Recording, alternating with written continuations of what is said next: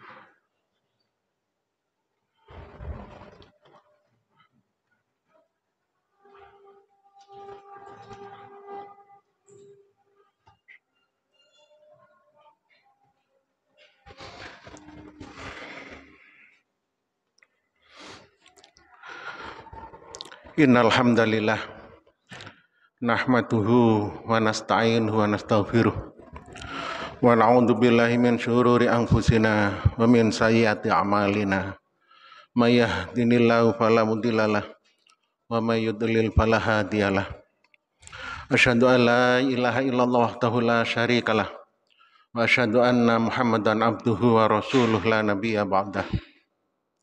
Allahumma shalli wa sallim wa barik ala Muhammad wa ala alihi wa ashabihi ajma'in amma ba'du. Fa ya ibadallah usikum wa nafsi bitaqwallah wa ta'atihi la'allakum turhamun. Wa qala Allah ta'ala fil Qur'anil Karim, a'udzu billahi minasyaitonir rajim. Ya ayyuhalladzina amanu taqullaha haqqa tuqatih wa la tamutunna illa wa antum muslimun. Para bapak, saudara-saudara sidang Jum'ah rahimakumullah. Puji syukur alhamdulillah kita panjatkan kehadirat Allah Subhanahu wa taala atas karunia, rahmat dan nikmat yang banyak dianugerahkan kepada kita semuanya. Salawat dan salam semoga terlimpah kepada junjungan Nabi besar kita Nabi Muhammad sallallahu alaihi wasallam. Selanjutnya, marilah kita berusaha untuk meningkatkan ketakwaan kita kepada Allah Subhanahu wa taala. Karena sesungguhnya takwa itu merupakan sebaik-baik bekal bagi kehidupan kita semuanya, terutama kehidupan di akhirat kelak. Wa tazawwadu fa inna khairaz zati taqwa. Berbekalah kalian, sesungguhnya sebaik-baik bekal adalah takwa. Para bapak, saudara-saudara, sidang Jumat yang berbahagia.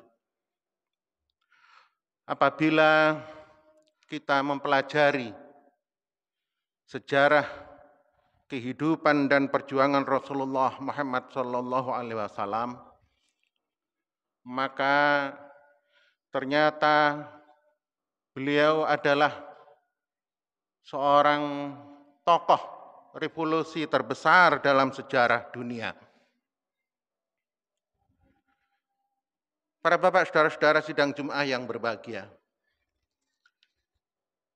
Tiap-tiap revolusi pada hakikatnya adalah perubahan yang terjadi secara cepat dalam kehidupan suatu bangsa yang menyangkut berbagai bidang kehidupan.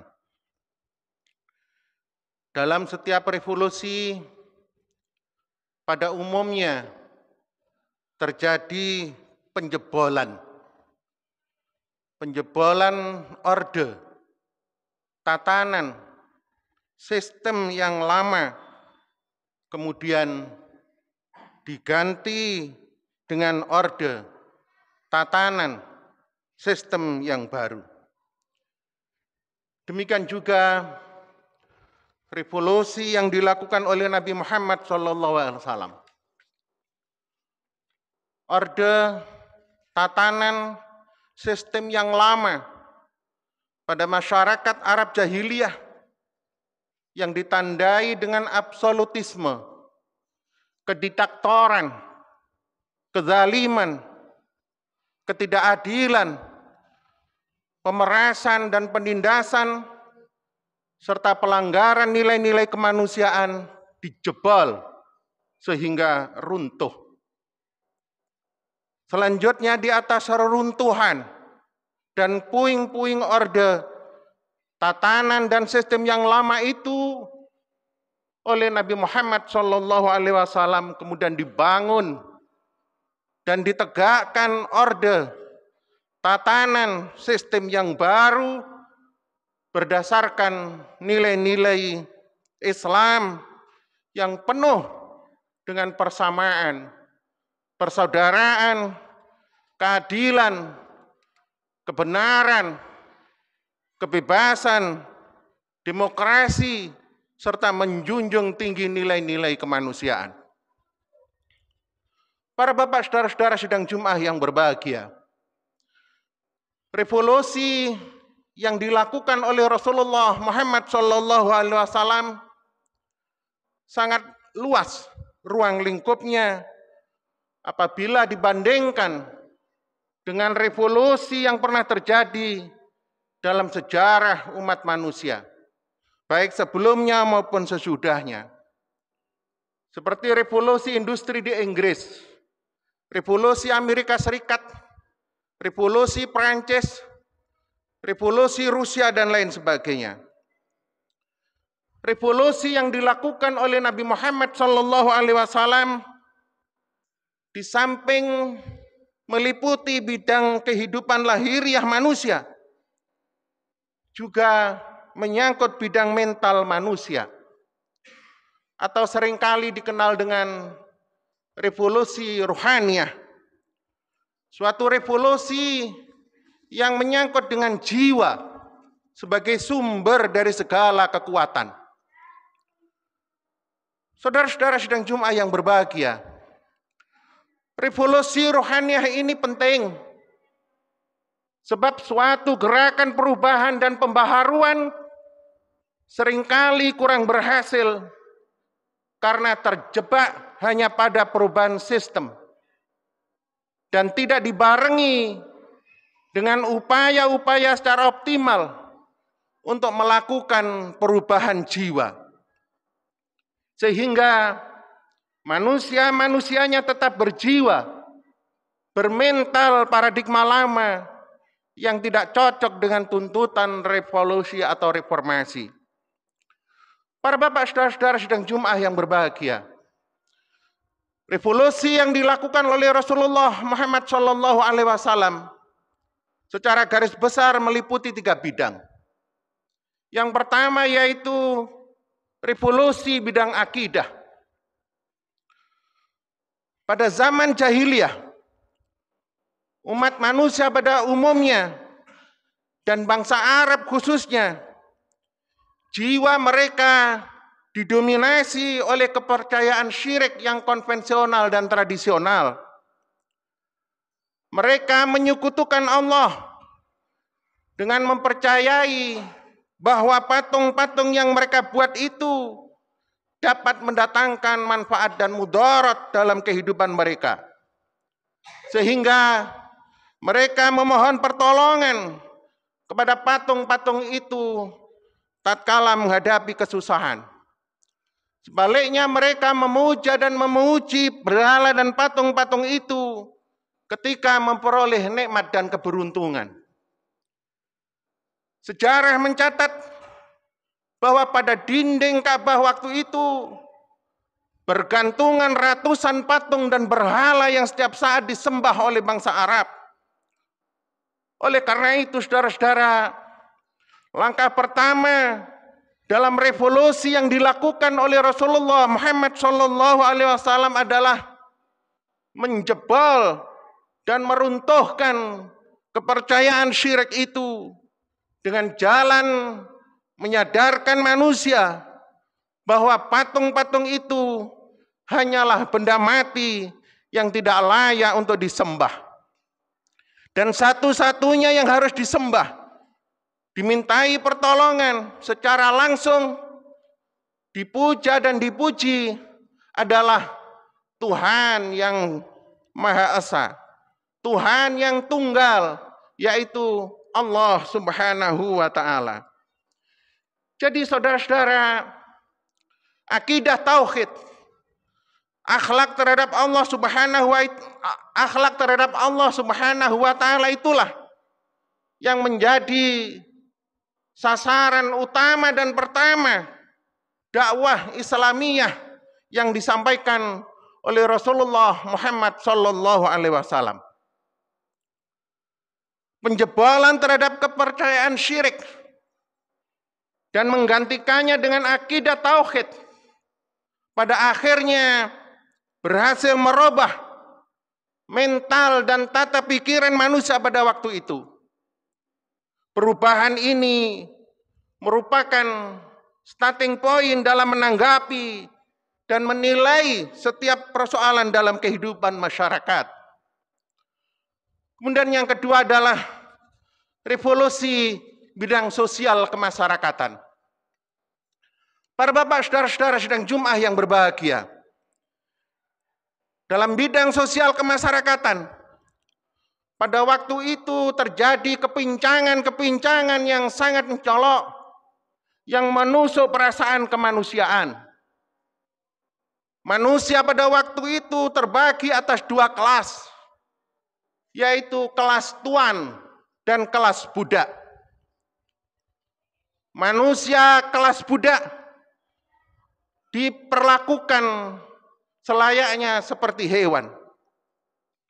Mereka dijual belikan, dihisap keringatnya, diperas tenaganya. Mereka disuruh mengerjakan pekerjaan-pekerjaan yang tidak selayaknya dipikul oleh manusia. Jika mereka melakukan kesalahan sedikit saja, mereka dicambuk dan dianiaya. Golongan budak ini menjerit tanpa memperoleh perlindungan. Selain itu juga terjadi perbedaan karena faktor keturunan, faktor warna kulit, faktor harta. Para bapak saudara-saudara sidang Jumat yang berbahagia, keturunan bangsawan mempunyai kedudukan yang tinggi. Kabilah kaum Quraisy yang memegang dominasi pada waktu itu menganggap keturunan mereka lebih tinggi daripada suku-suku yang lain. Di samping itu orang yang berkulit hitam dipandang rendah kedudukannya. Juga terjadi jurang pemisah yang dalam antara orang-orang yang kaya dengan orang-orang yang miskin. Orang miskin merintih kelaparan tanpa ada orang yang menaruh belas kasihan. Sementara orang-orang yang kaya hidup bermewah-mewah di tengah-tengah air mata manusia yang melarat. Jadi pada waktu itu timbul apa yang sekarang dikenal dengan diskriminasi dan etnosentrisme. Diskriminasi tersebut masih ditambah dengan perlakuan yang tidak proporsional, dengan perlakuan yang tidak adil terhadap kaum wanita. Harkat dan martabat kaum wanita tidak dijunjung tinggi. Kaum wanita dipandang lemah dan tidak berguna, sehingga keberadaannya tidak lebih hanya sebagai pemuas nafsu belaka. Kaum muslimin sidang Jumat yang berbahagia, Nabi Muhammad SAW dengan ajaran Islam yang dibawa merombak sistem sosial kemasyarakatan yang pincang itu. Beliau mengajarkan suatu faham yang mengandung doktrin persamaan, persaudaraan antar manusia dengan manusia, antara suku bangsa yang satu dengan suku bangsa yang lain. Perbedaan keturunan, pangkat, harta, demikian juga warna kulit, tidak boleh dijadikan sebagai garis pemisah dalam kehidupan bermasyarakat. Juga tidak boleh dijadikan sebagai tolak ukur untuk menentukan status dan derajat seseorang. Karena yang menjadi ukuran status dan derajat seseorang adalah ketakwaannya kepada Allah Subhanahu wa taala. Inna akramakum indallahi atqakum. Sesungguhnya orang yang paling mulia di antara kamu di sisi Allah adalah orang yang paling bertakwa di antara kamu. Para bapak, saudara-saudara sidang Jumat yang berbahagia, Rasulullah Muhammad SAW juga mengajarkan dengan menunjukkan praktek-praktek nyata bagaimana seharusnya membantu orang-orang yang miskin. Berdasarkan syariat Islam, beliau juga menaruh perhatian yang sangat tinggi terhadap pembebasan budak, serta menjunjung tinggi harkat dan martabat wanita. Jadi beliau melakukan pendobrakan dalam sistem kehidupan sosial kemasyarakatan dengan menanamkan dan menyebarkan benih-benih persaudaraan, benih-benih persamaan, peri kemanusiaan, keadilan, tolong menolong atas dasar kebaikan. Kemudian yang terakhir adalah revolusi dalam bidang politik dan ketatanegaraan. Para bapak, saudara-saudara sidang Jumat yang berbahagia, dalam kehidupan politik dan ketatanegaraan pada waktu itu, orientasinya adalah kekuatan dan kekuasaan. Sehingga ada ungkapan, siapa di atas menindas, siapa di bawah dimamah. Kabilah bangsa Arab pada waktu itu berlomba, berusaha menjadi kabilah yang kuat. Sehingga dengan menjadi kabilah yang kuat itu dapat menaklukkan kabilah yang lemah. Selanjutnya mereka dapat menguasai dan memerintah kabilah yang ditaklukkan itu. Buah dari sistem politik yang demikian itu adalah timbulnya despotisme, kediktatoran, absolutisme, sehingga terjadi penindasan dan kesewenang-wenangan. Para bapak, saudara-saudara sidang Jumat yang berbahagia, Rasulullah Muhammad SAW kemudian merombak sistem yang demikian itu dengan mengajarkan doktrin tentang hak-hak kebebasan manusia, demokrasi, musyawarah, kemerdekaan, keadilan, kejujuran dan kebenaran. Di samping itu, segala sesuatu yang berhubungan dengan nilai-nilai kehidupan politik dan ketatanegaraan haruslah didasarkan dan berpedoman pada konstitusi, yaitu wahyu ilahi.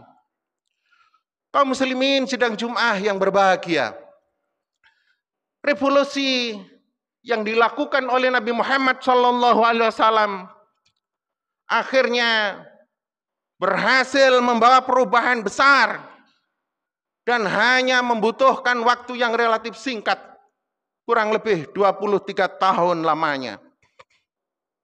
Bangsa Arab yang biadab pada zaman jahiliyah berhasil diubah menjadi bangsa yang beradab. Perubahan tersebut kemudian menyebar dan berpengaruh ke seluruh dunia, termasuk ke Indonesia. Karena Nabi Muhammad SAW diutus bukan untuk kepentingan satu kaum saja, bukan pula untuk keperluan pada suatu masa tertentu. Beliau mengemban misi meliputi seluruh jagat raya, seluruh manusia dan sepanjang zaman. Wa ma arsalnaka illa rahmatan lil alamin. Dan tidaklah aku diutus kecuali supaya menjadi rahmat bagi semesta alam. Para bapak, saudara-saudara sidang Jum'ah yang berbahagia, keberhasilan revolusi yang dilakukan oleh Rasulullah Muhammad SAW bukan terletak karena kekuatan fisik dan militer, bukan pula karena kekuatan massa, bukan pula karena kekuatan ekonomi, akan tetapi terletak pada keagungan, keluhuran, ketinggian akhlak dan keutamaan budi pekerti Rasulullah Muhammad SAW. Laqad kana lakum fi Rasulillahi uswatun hasanatul liman kana yarjullaha wal yaumal akhirah wa dzakarallahu katsira. Sesungguhnya telah ada pada diri Rasulullah itu suri tauladan yang baik bagimu, yaitu bagi orang-orang yang mengharap rahmat Allah dan kedatangan hari kiamat, dan dia banyak menyebut Allah. Al-Quran surah Al-Ahzab ayat 21. Barakallahu li wa lakum fil Qur'anil Karim wa nafa'ani wa iyyakum bima fihi minal ayati wa dzikril hakim wa taqabbalallahu minna minkum tilawatahu innahu huwas samiul alim.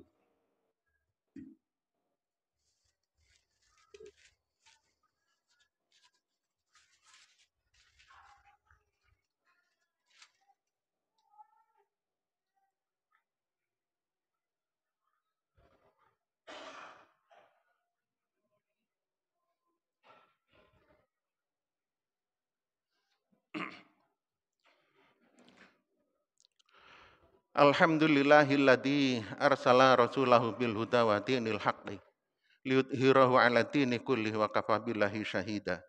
Asyhadu an la ilaha illallah wahdahu la syarikalah wa asyhadu anna Muhammadan abduhu wa rasuluhu la nabiyya ba'dah. Allahumma shalli wa sallim wa barik ala Muhammad wa ala alihi wa ashabihi ajma'in, amma ba'du. Wa ya ibadallah, ittaqullaha haqqa tuqatih wa la tamutunna illa wa antum muslimun. Wa qala Allah ta'ala fil Qur'anil Karim, a'udzu billahi minasyaitonir rajim. Ya ayyuhalladzina amanu taqullaha haqqa tuqatih wa la tamutunna illa wa antum muslimun.